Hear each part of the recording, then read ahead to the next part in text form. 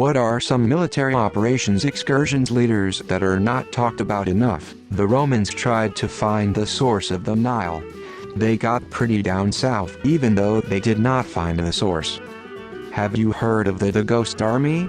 The Ghost Army was a unique U.S. Army tactical deception unit during World War II, officially known as the 23rd Headquarters Special Troops.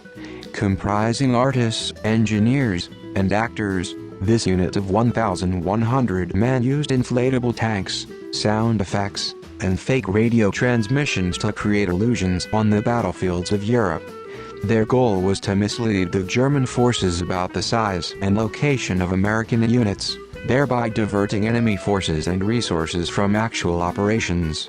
Operating from 1944 until the end of the war in Europe, the Ghost Army's creative deception saved countless lives and contributed to the Allied victory. Pretty cool. Paul von Lettow-Vorbeck, German Army General in WWIA, he led the East Africa campaign.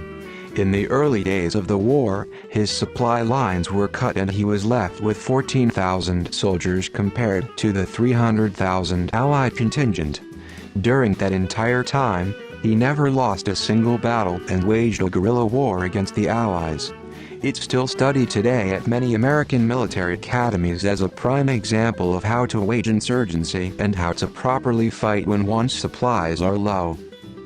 He was also offered by Hitler to be an ambassador to Great Britain, but is alleged to have told Hitler to go fuck himself, but not that politely, resulting in surveillance for the remainder of Nazi rule.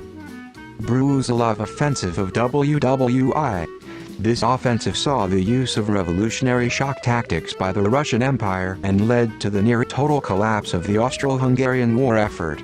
It is considered to be the greatest Allied victory of World War I. However, it was also the most lethal campaign of the war, and human losses on the Russian side was one of the conditions that led to the Russian Revolution and the rise of the Bolsheviks and the Soviet Union. Operation Green Sea, https://en.m.wikipedia.org/wiki/operation_green_sea. An amphibious invasion of the Guianan capital by 400 Portuguese soldiers designed to free Portuguese POWs, capture a liberation movement leader and attempt to topple the Guianan government. Pretty much what you need for a movie, but the involved parties are not exactly well known. Some of the stories from Civil War POW camps are pretty crazy. My great-3x-grandfather was a Union soldier who temporarily served as a prison guard at Camp Chase, in Ohio, and this story passed down from his diary journals was always crazy to me. At least at his time, the officers tried to distinguish between the low-level conscripts and the higher-ranking officers who were more likely to truly believe in the Confederate cause. Life was tough for the conscripts as the camp got bigger, but they weren't given any additional punishment. Some were even allowed to enjoy recreation like playing baseball. For the higher-ranking officers who were captured though, who were found to have willfully rebelled, the Union officers sentenced them to some pretty gnarly punishments.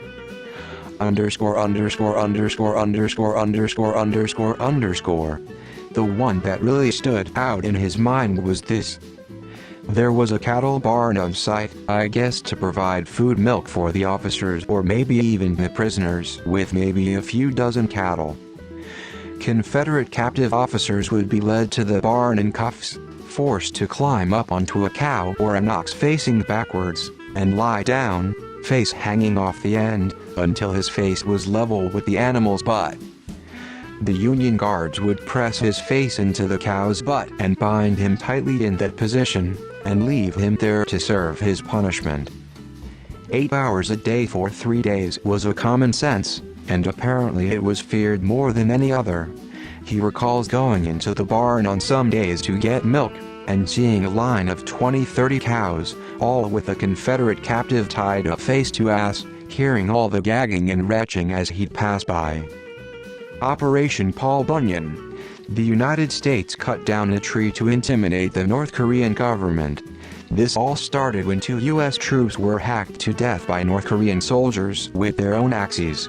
The St. Nazaire raid, https://en.wikipedia.org/wiki/st_nazir_raid, Operation Chariot, or also known as the greatest raid of all, https://www.youtube.com/watch_v=scmcr2kh1wi. Operation Jubilee, the Diet Raid. A hastily planned raid against a heavily defended French port town. Despite the efforts of the landing troops, it was a complete disaster. At one point, troops were being landed at one beach whilst the German defenders were rounding up prisoners and wounded from another. Lord Mountbatten would later say that the raid was a way to learn vital lessons used during the D-Day landings. In reality, it was an operation with extremely limited objectives. An amphibious raid to capture an enemy-held town, hold it for several hours before withdrawing, in order to convince the USSR that the Allies were committed to opening a second front in Europe. Nordbat 2, aka Shootbat. Nordic UN peacekeeping unit in Bosnia that routinely disobeyed orders and protocols in pursuit of their mission objective, preventing genocide.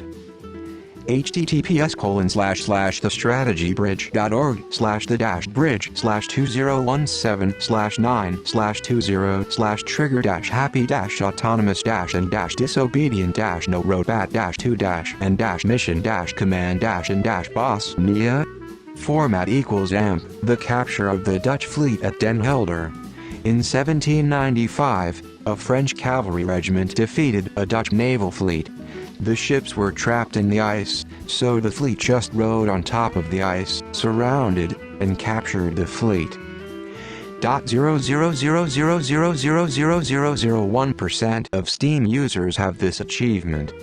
The Battle of Ada, fought on Attu Island in the Aleutian Islands between American and Japanese forces in WWII. The Napoleon film was so terribly inaccurate it could have only been made by a man from the same country as the Beef of Wellington. All those CIA ops like MKUltra in Northwoods that make you sound like a conspiracy loon but the government has repeatedly admitted to. I feel like those things are spoken about in a zany, can you believe that? kind of way. When the reality is Americans should really internalize these truths. Their government really did do that. It's horrifying, and what's known as only what has been declassified. The bulldozer assault. https://archive.seattletimes.com/archive/question date equals 199109112 slug equals 1305069 in the First Gulf War. Officially, only about 8,000 Iraqi soldiers were buried in their trenches.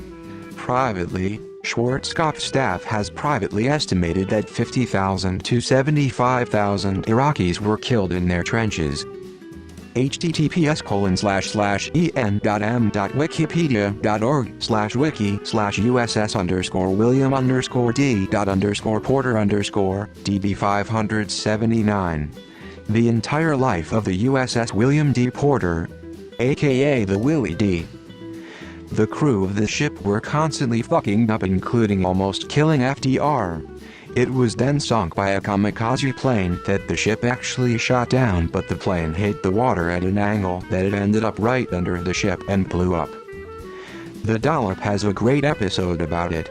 Pretty much the entire eastern front of WWII flies under the radar for Western nations, but it was absolutely insane, making the Western Front look like a regional dust-up in comparison. 30-40 million dead, Germans on the front steps of Moscow, and then the Russians breaking the Wehrmacht's back and driving them back to Berlin. Unbelievable atrocities on both sides. Give Dan Carlin's Ghost of the Ostfront Hardcore History series a listen. Definitely worth the 5.5 hours. It wasn't a planned operation. However, part of the Battle of Leyte Gulf was the surprise attack of the Taffy 3 detachment by Japanese forces that included the Yamato super battleship. Taffy 3 was a group of light carriers and destroyers assigned to help protect the landing on the Philippines. They weren't equipped to go toe-to-toe with the largest battleship to ever set sail. Yet what they did in that battle is nothing short of heroics. The USS Johnston, a small light destroyer, under the command of Commander Ernest Evans, helped lay down smoke cover to protect the retreating carriers, performed an effective torpedo run of the Yamato and her support cruisers, turned back the Japanese destroyers attempting their own torpedo run of US carriers, quite literally kept firing and fought all the way to the end. As the Johnston was sinking, a Japanese cruiser sailed past, and the captain of the cruiser saluted the Johnston for her sailors for their bravery. Aircraft from the light carriers damaged and turned back the Yamato, who was later hunted down and sunk by American forces. There's a great book about it called Last Stand of the Tin Can Sailors. In the operations or excursions area, I would say, Rudolf Hess. A very weird situation all around. Fascinating stuff. Dharmakant Jalad at Tanagra.